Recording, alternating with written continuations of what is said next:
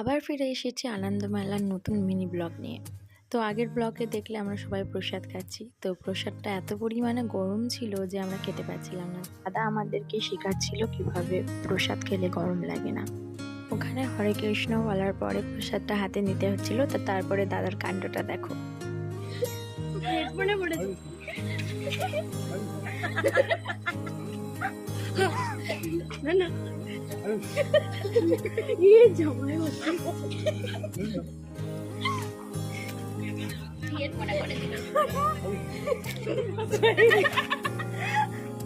কানে দেয় ওটা কানে দেয়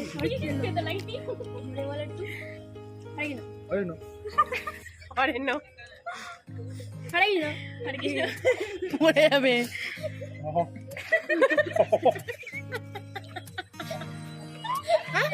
আস্তে আস্তে আস্তে